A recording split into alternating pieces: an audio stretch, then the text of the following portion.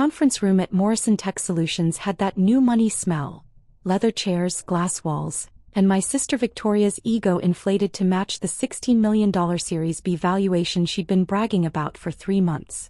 I sat in the back corner, exactly where I'd positioned myself for the past 4 years of these quarterly board meetings, notepad in hand, observing. "Before we begin," Victoria announced, standing at the head of the table in her power suit that probably cost more than most people's monthly rent, "I want to address the elephant in the room. We're discussing serious expansion opportunities today. Multi-million-dollar decisions. This isn't." She paused, her eyes landing on me with that particular blend of pity and condescension I'd grown accustomed to.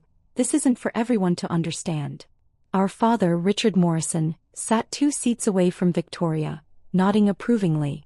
He'd always been her biggest cheerleader, ever since she'd pitched the initial concept for Morrison Tech during a family dinner 6 years ago. "Your sister's right, Maya. These board meetings can get pretty technical. Maybe you'd be more comfortable waiting in the lobby? We can catch you up later." I smiled politely, the same smile I'd perfected over years of family gatherings where my accomplishments were footnotes and Victoria's were headlines. "I'm fine here, Dad. I'd like to observe." "Observe?" Victoria laughed, and several of the board members, most of whom I'd personally vetted through my investment firm before allowing their participation, joined in. "That's sweet. But seriously, we're about to discuss our Series C funding round.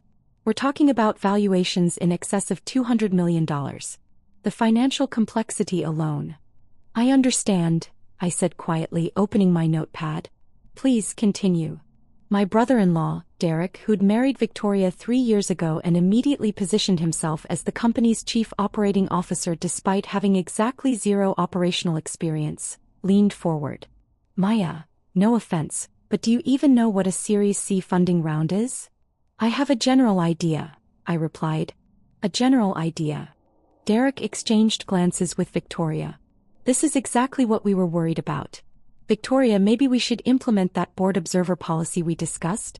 Limit attendance to people who actually contribute financially." The words hung in the air like a challenge. I felt my phone vibrate in my pocket, probably my investment firm's daily update, but I ignored it. Victoria tapped her pen against the table. "Derek has a point. Maya, I love you, you're my sister, but let's be honest about your financial situation. You work at that little nonprofit, you live in that modest apartment in the suburbs, you drive a 7-year-old Honda. There's no shame in that, but this." She gestured around the room. "This is a different world. A world that requires serious capital, serious understanding, serious commitment." "I'm committed," I said. "Committed how?" Dad interjected. "Maya, sweetheart, you make what, $45,000 a year at that charity? Victoria's company is valued at $16 million and about to enter negotiations that could push it past $200 million. These are numbers you can't even conceptualize." The other board members had gone quiet now, watching this family drama unfold with the uncomfortable fascination of people who knew they should intervene but were too curious to stop it. "I conceptualize them fine," I said softly. "Really?" Victoria leaned back in her chair, arms crossed. "Pop quiz. What's our current burn rate?" $860,000 per month, I answered. "Down from $1.2 million last quarter after you optimized the cloud infrastructure costs." Victoria's eyebrows rose slightly. "Lucky guess. What about our customer acquisition cost?" $142 per enterprise client, which gives you a customer lifetime value ratio of approximately 8 to 1, above industry standard. The room had gone completely silent now. "How do you know that?" Derek demanded. "I read the quarterly reports," I said. "They're in the shared drive." "The shared drive that's password protected," Victoria said slowly. "I'm an observer at board meetings," I pointed out. "I assumed I'd have access to basic financial documents." Dad cleared his throat. "Maya, the point remains. You're here as a courtesy because you're family. But Victoria is right. We're about to discuss matters that require actual investment capability. The Series C round we're planning needs anchor investors who can commit tens of millions of dollars. That's not your world." "What is my world, Dad?" I asked, genuine curiosity in my voice. "You help people," he said, not unkindly. "You work with homeless shelters and food banks. It's admirable, it really is. But it's not this. Victoria built this company from nothing. She secured the funding, brought in the talent, created the technology. She's going to be $100 millionaire before she's 40.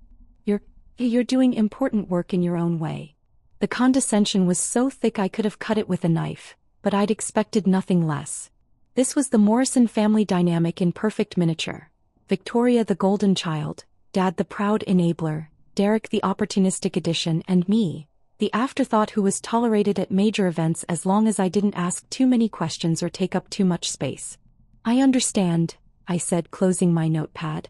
So, this Series C round. How much are you looking to raise? Victoria sighed dramatically. $80 to $100 million. We have preliminary interest from Sequoia and Andreessen Horowitz, and we're in talks with 3 other top-tier venture capital firms. The lead investor will likely need to commit $30 to $40 million minimum.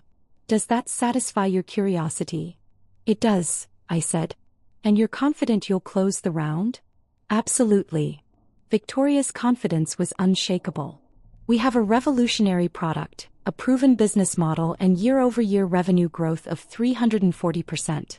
Every VC in Silicon Valley is trying to get into this round. We're oversubscribed before we've even officially opened the fundraising process. That's impressive, I said sincerely. It is, Dad agreed, beaming at his eldest daughter. Victoria has a gift. Always has. Some people are born entrepreneurs, born leaders. Others are born helpers. Both are important, but they're not the same thing. I nodded, absorbing the familiar sting of being categorized as the lesser Morrison sibling. Can I ask one more question before the formal meeting starts? Make it quick, Victoria said, glancing at her watch. A Cartier tank that had been Dad's gift when the company hit its first million in revenue. The series of funding that got you started 4 years ago. The $12 million that gave you runway to build the initial product and hire your first 20 employees. Where did that come from? Victoria frowned. That's a matter of public record, Maya. It was a consortium of angel investors and early-stage VCs. Why? Just curious about the cap table, I said. And the Series B funding 18 months ago. The additional $32 million that funded your expansion into the European market? What's your point? Derek asked, irritation creeping into his voice. No point, I assured him. Just trying to understand the full financial picture. You know, since I apparently can't conceptualize these numbers. The Series B was led by Benchmark Capital, Victoria said impatiently, with participation from our existing investors and several new institutional funds. Maya, this is basic company history. If you're going to sit in on board meetings, at least do the minimal research. I have, I said. One more question. The Series A and Series B funding, was all of that institutional money?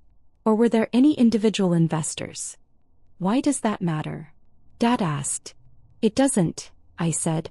I'm just curious who believed in Morrison Tech from the very beginning. Before it was the darling of Silicon Valley. When it was just Victoria's idea and a prototype. Victoria's expression softened slightly, apparently touched by what she perceived as my admiration for her journey. The very first money, the seed round before we even had the Series A, that came from a private investment group. Meridian Strategic Ventures. They committed $2 million when we were nothing but a pitch deck and a dream. That seed money let us build the MVP that attracted the Series A investors. Meridian Strategic Ventures, I repeated. They sound important. They were crucial, Victoria admitted. They've been quiet partners ever since, very hands-off, which is what I wanted. They've participated in every funding round since then, including putting $50 million into the Series B. They're our largest single shareholder actually, though they've never asked for a board seat or tried to interfere with operations. $50 million, I said. That's serious money. That's what serious investors do, Derek said pointedly. They write big checks. Not everyone can play in that league. No, I agreed. Not everyone can. My phone vibrated again. And again.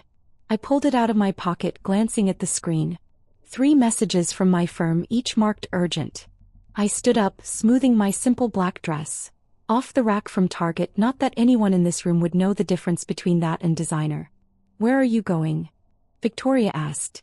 The meeting's about to start. I need to make a phone call, I said. It'll just take a minute. Maya, we're about to begin, Dad protested. I understand. This won't take long. I walked out of the conference room, their annoyed expressions following me into the hallway.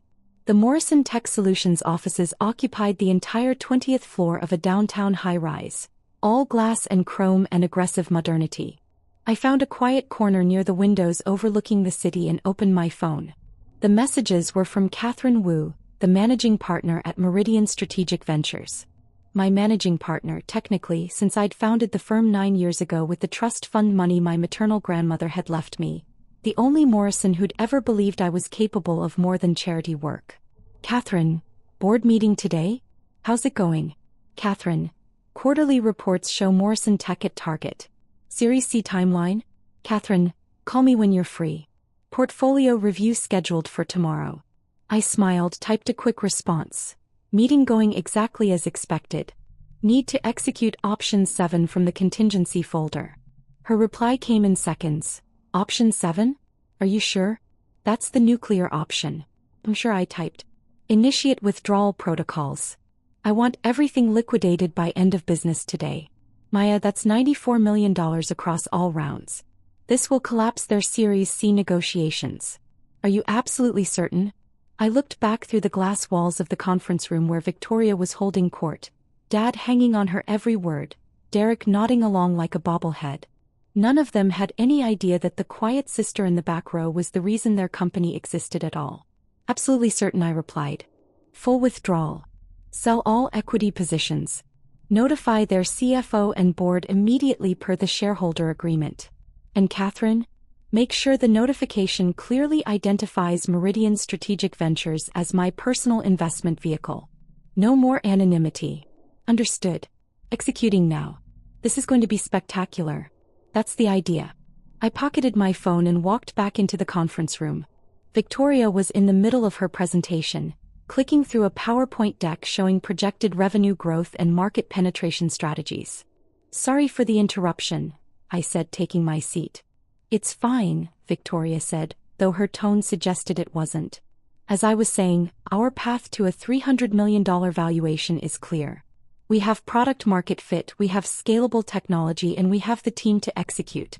The Series C funding will accelerate our timeline by 18 months and position us for a potential IPO or strategic acquisition by 2027. Ambitious, one of the board members commented. Realistic, Victoria corrected. We have commitments from Tier 1 VCs who see what we see, that Morrison Tech is going to dominate the enterprise software space. My phone buzzed, then buzzed again. And again. Victoria paused mid-sentence. Maya, if you need to step out again. No, I'm good, I said, silencing my phone. But around the table, I noticed several other board members pulling out their phones as well, their expressions shifting from attentive to confused to alarmed. The CFO, Martin Chen, stood abruptly. Excuse me, I need to. His phone was ringing now, the ringtone cutting through Victoria's presentation. I'm sorry, I have to take this. He stepped away from the table, speaking in urgent, hushed tones. Victoria's presentation faltered. As I was saying, the market opportunity. Another board member's phone rang. Then another. What the hell is going on?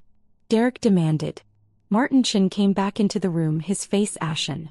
Victoria, we need to talk. No. In private. We're in the middle of a board meeting, Victoria said.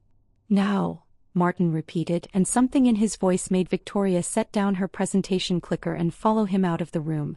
Dad followed immediately, leaving Derek and me and the increasingly agitated board members in uncomfortable silence. Through the glass walls, I could see Martin showing Victoria something on his tablet. I watched as her expression went from annoyed to confused to horrified. Dad was reading over her shoulder, his face turning a concerning shade of red. They rushed back into the room. Everyone, we need to pause the meeting, Victoria announced, her voice tight. There's been some kind of mistake with our cap table. Our largest investor, Meridian Strategic Ventures, their lawyers just sent notice that they're executing an immediate withdrawal of all invested capital. They can't do that, Derek said. Investment contracts don't work that way. They can if they're structured as convertible notes with withdrawal provisions, Martin said grimly. Which apparently these were. Every single round. The seed, the Series A, the Series B. Meridian maintained withdrawal rights that we agreed to in exchange for favorable valuation terms. How much money are we talking about? One of the board members asked. $94 million, Martin said. 2 million seed, 12 million Series A, 30 million Series A follow-on, and 50 million Series B. With contractual interest, it's actually 96.3 million. The room erupted in shocked exclamations. Victoria held up her hand for silence. This has to be a mistake. Meridian has been a silent partner for 4 years. They've never interfered, never made demands. Why would they suddenly withdraw everything?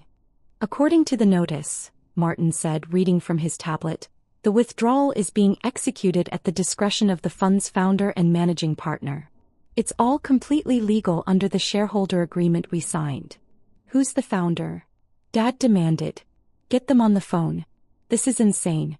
You don't just pull $94 million out of a functioning company without warning.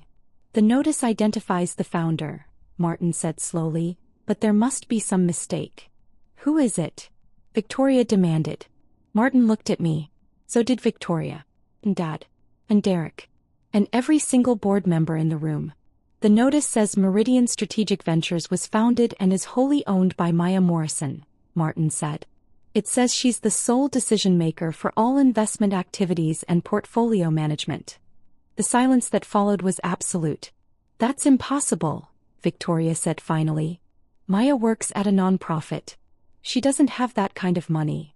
According to the corporate filings, Martin continued, pulling up documents on his tablet, Meridian Strategic Ventures was established 9 years ago with initial capital of $25 million.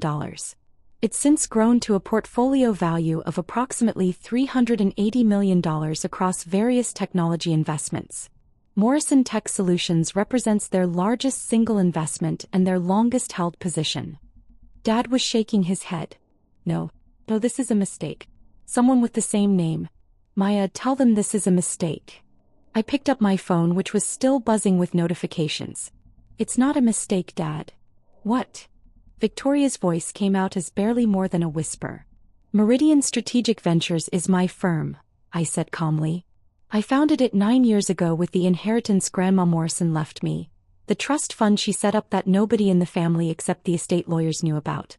$25 million that she'd accumulated over her lifetime, left specifically to me because she said I was the only Morrison who understood the value of quiet competence.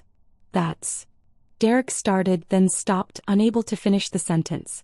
6 years ago, I continued, Victoria came to me specifically, though she doesn't remember it that way, asking if I knew any investors who might be interested in her startup idea. I looked at her business plan, ran the numbers, and believed in the concept. So I invested $2 million as seed funding through Meridian. I kept the ownership structure private because I knew if Victoria found out her little sister was her primary investor, she'd reject the money. You're lying, Victoria said, but there was no conviction in her voice. When the Series A came around, I continued, I personally recruited the other investors, made the introductions, and led the round with $12 million of my own capital. The VCs whose names are on the cap table? They came in because I convinced them to. Same with the Series B.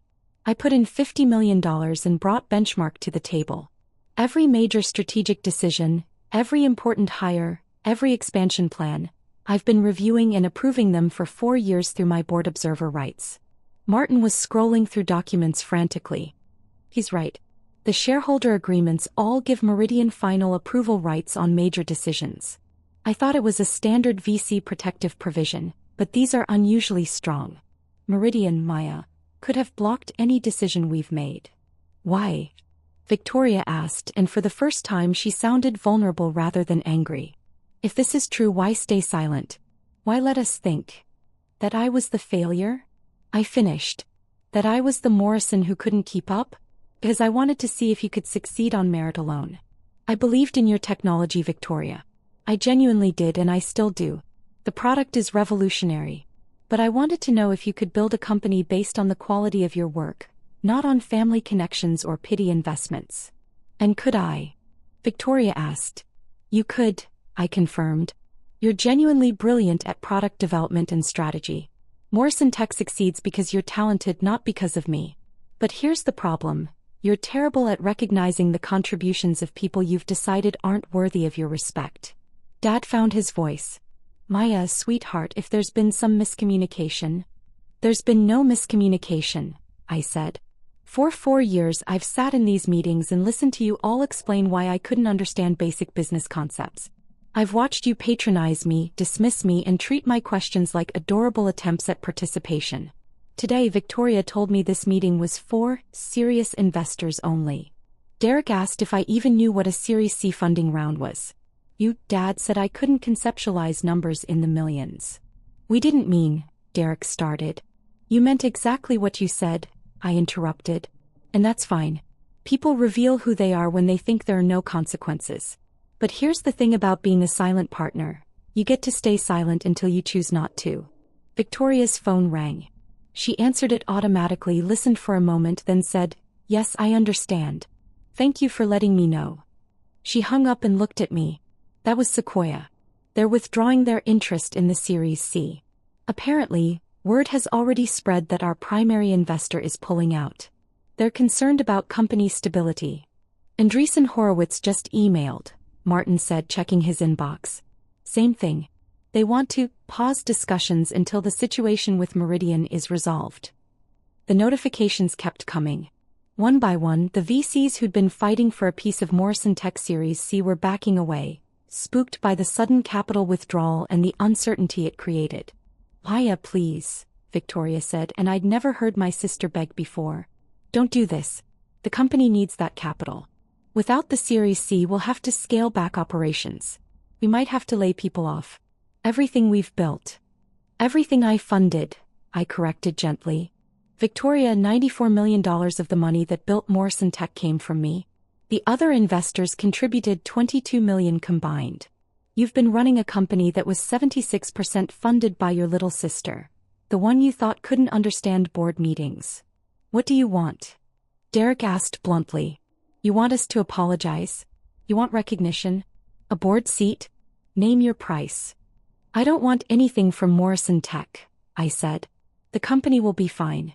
You have strong revenue, a solid product, and legitimate market demand. You'll find new investors eventually, though probably at a lower valuation once word spreads that your cap table was built on convertible notes with withdrawal provisions. Future VCs will be more cautious." "Then why are you doing this?" Dad demanded. "Because," I said, standing and gathering my things, "I spent 28 years being the Morrison who didn't matter. The one who was good enough to invite to meetings but not good enough to be taken seriously.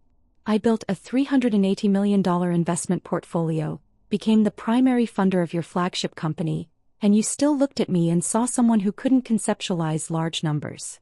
"We didn't know," Victoria said. "You didn't ask," I countered. "Not once in 4 years did any of you wonder where Meridian Strategic Ventures came from, who was behind it, or why they were so invested in your success. You just took the money and assumed you'd earned it through your own brilliance alone." My phone buzzed with a message from Catherine. "All equity positions sold. Funds transferred. Morrison Tech shares purchased by holding consortium. They'll be more hands-on investors than you were. Good luck to them." "The equity has been sold," I announced. "Your new primary investors are a consortium that specializes in operational turnarounds. They'll want board seats, voting rights, and regular operational reviews. No more silent partnership." "Maya, please," Dad said. "You're family. We can work this out." "I am family," I agreed. "Which is why I invested in the first place and why I stayed invested even when I could have liquidated years ago at a significant profit. But family respect goes both ways, Dad. You don't get to treat someone like they're intellectually and financially inferior for 4 years and then claim family loyalty when the bill comes due." I walked toward the door, then paused. "For what it's worth, Victoria, you really do have a great product. Morrison Tech will probably survive this and maybe even thrive. But it won't be with my money anymore, and it won't be with my network. Good luck with the new investors." "Wait," Victoria said. "The Series C. If we don't get the funding, you'll have to bootstrap," I said. "Slow down expansion, focus on profitability, prove you can build something sustainable without constantly raising venture capital. Ironically, that's probably the best thing that could happen to the company long term. You've been so focused on the next funding round that you've neglected the fundamentals." And your other investments? Martin asked. The $380 million portfolio. What happens to that? Continues as before, I said. I have stakes in 17 companies, none of which treat me like I can't read a balance sheet. Morrison Tech was personal, so Morrison Tech gets sold. The rest of my portfolio is performing exactly as projected. Derek was still processing. You're really a venture capitalist. I really am, I confirmed. One of the more successful ones in the region actually, though I prefer to stay out of the spotlight. The nonprofit work I do? I fund that personally. I contribute about $4 million a year to homeless services, food security programs and education initiatives. The $45,000 salary I take from the nonprofit is because I genuinely enjoy the work, not because I need the money. $4 million, Dad repeated faintly. Give or take, I said. Depends on the year and which programs need the most support. Grandma Morrison taught me that wealth means nothing if you don't use it to make the world better. She also taught me that people will reveal their true character when they think you're powerless. Both lessons have served me well. Victoria's phone rang again. She looked at it, then at me. It's our bank. They probably want to discuss the sudden change in our financial position. You should answer that, I advised. And Victoria? For the record, I never doubted your ability to succeed. I just wish you'd believed I could succeed too. I left the conference room and walked to the elevators. Behind me, I could hear raised voices, frantic phone calls, the sound of a company entering crisis mode. Part of me felt guilty. 90 employees at Morrison Tech would be affected by this decision, people who'd done nothing wrong except work for a company with founders who couldn't see past their own assumptions. But I'd structured the withdrawal carefully. The company had enough runway to survive for 18 months without the Series C, long enough to either find new investors or become profitable organically. No one would lose their jobs immediately. The new investors I'd sold to were tough but fair. They'd push Victoria and Derek to be better operators, which was exactly what the company needed. My phone rang as I reached the lobby. Catherine Wu's name appeared on the screen. It's done, she said when I answered. Morrison Tech shares sold. Funds transferred to your main investment account. The tech blogs are already picking up the story. Major VC firm executes unprecedented withdrawal from promising startup. By tomorrow morning, every investor in the valley will know what happened. Good, I said. Let them know. Silent money is powerful, but sometimes public money sends a better message. The consortium that bought your position wants to meet with you, Catherine continued. They're impressed by your ability to identify and nurture early-stage companies. They want to know if you're interested in co-investing on future deals. I'll think about it, I said. Right now I need a vacation. Maybe somewhere quiet where no one knows what a Series C funding round is. Catherine laughed. You earned it. Call me when you're back. We have 3 new pitch decks to review and one of them looks very promising. A biotech startup working on accelerated vaccine development. Send me the details, I said. I'll look at them from the beach. I hung up and walked out into the afternoon sunshine. My 7-year-old Honda was parked in the garage, paid off and reliable. I could have bought any car I wanted, could have moved to a penthouse downtown, could have worn designer clothes and flashed wealth like a badge. But Grandma Morrison had taught me that real power doesn't announce itself. Real power works quietly, invests wisely, and only reveals itself when revelation serves a purpose. Today's purpose had been served. My phone buzzed with a text from Victoria. We need to talk. Please. I typed back, we just did. Good luck with everything. Another text, this time from Dad. Maya, I'm so sorry. I never realized. Can we have dinner this week? I want to understand. I stared at the message for a long moment, then typed, maybe in a few months. I need some distance right now. But Dad? You raised a daughter who built a successful company and a daughter who built a successful investment firm. You should be proud of both of us. His response came quickly. I am. I always was. I just didn't show it the right way. No, I replied. You didn't. But it's not too late to start. I put my phone in my pocket and drove out of the parking garage, leaving behind the gleaming high-rise and the family drama and the boardroom where I'd spent 4 years being invisible. Tomorrow, the business publications would run stories about the mysterious investor who'd torpedoed Morrison Tech Series C. Industry analysts would debate my motivations, question my business judgment, wonder if I'd made a mistake walking away from a potentially lucrative investment. But tonight I was just Maya Morrison, venture capitalist philanthropist, and the woman who'd finally stopped apologizing for taking up space. I turned on the radio and drove toward the sunset, already planning my next investment. Because that's what serious investors do. We recognize opportunity, we deploy capital strategically, and we don't waste time trying to convince people we're worth listening to. We just act and let the results speak for themselves.